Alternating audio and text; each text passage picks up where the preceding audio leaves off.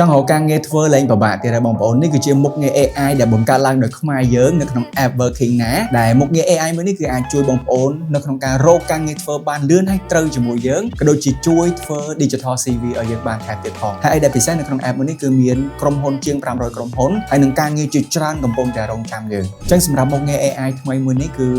ដូចបញ្ជាក់មុនអញ្ចឹងគឺវានៅក្នុង app Working ណាដែលជា app បង្កើតឡើងដោយសហគ្រិនស្ត្រីខ្មែរយើងតាំងតែពីឆ្នាំ2019មក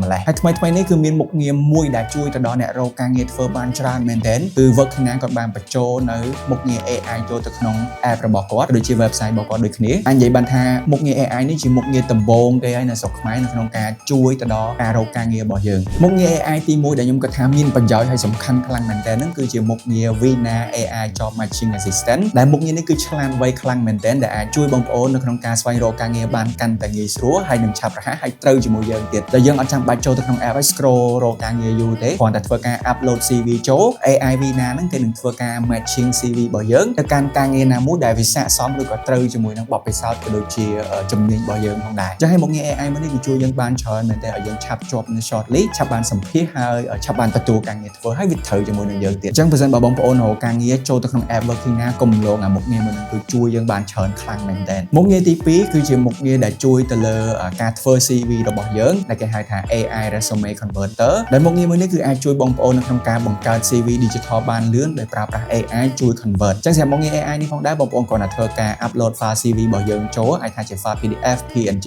ឬក៏រូបភាព JPEG អីក៏បានដែរហើយបន្ទាប់ពី update ហើយ AI វានឹងធ្វើការ scan ព័ត៌មានហ្នឹងចូលទៅក្នុង app Working ណាតែម្ដងហើយជាពិសេសមុខងារ AI មួយនេះក៏ជួយពិនិត្យទៅលើអក្ខរាវិរុទ្ធហើយនឹងធ្វើការជួយចម្លងព័ត៌មានរបស់យើងបានលឿនអាចនិយាយបានថាមិនដល់1នាទីគឺយើងធ្វើ digital CV ហើយជាមួយគ្នានេះដែរមុខងារពិសេសមួយទៀតដែលខ្ញុំស្រឡាញ់នៅក្នុង app Working ណាហ្នឹងគឺតាក់ទងជាមួយនឹងថា matching score ដែលមុខងារមួយហ្នឹងគឺវាជួយវិភាគក៏ដូចជាបង្ហាញពីលទ្ធផលទឹកមុនថាការងារមួយដែលយើងប្រុងនឹងដាក់ហ្នឹងវាត្រូវជាមួយនឹងយើងឬអត់អញ្ចឹងវាមានកម្រិតរបស់វាថាវាត្រូវតិចត្រូវច្រើនឬក៏ការងារហ្នឹងអត់ត្រូវមួយយើងចឹងតែអញ្ចឹងបើសិនបើពេលដែលបងប្អូនដាក់ការងារយើងអាចមើល matching score កន្លែងហ្នឹងយើងអាចមើលតាម rank ទៅបើសិនបើ AI វា match ថាការងារមួយហ្នឹងវាត្រូវមួយបបពិសោធន៍យើងហើយវាឲ្យបន្ទុកខ្ពស់យើងដាក់ការងារហ្នឹងទៅគឺឆាប់ទទួលបានការងារឬក៏អាចថាវាត្រូវជាមួយយើងឆាប់ជាប់បានការងារគូជំរាបផងដែរថា Working ណាគឺជាក្រុមហ៊ុនដំបូងគេដែលកំពុងតែដឹកនាំវិស័យជ្រើសរើសបុគ្គលិកនៅក្នុងប្រទេសកម្ពុជាដោយប្រើប្រាស់បច្ចេកវិទ្យា AI បញ្ចូលទៅក្នុង app Working ណាផ្ទាល់តែម្ដងដើម្បីជួយទៅដល់អ្នកប្រើប្រាស់នៅក្នុងការស្វែងរកការងារឲ្យបានលឿនឆាប់រហ័សនិងមានប្រសិទ្ធភាពផងដែរអញ្ចឹងកុំភ្លេចធ្វើការទាញយក app Working ណាឥឡូវនេះហើយធ្វើការ upload CV របស់អ្នកទាំងអស់គ្នាបញ្ចូលដែលមានការងារជាច្រើនកំពុងតែរងចាំអ្នកទាំងអស់គ្នានៅទីនោះ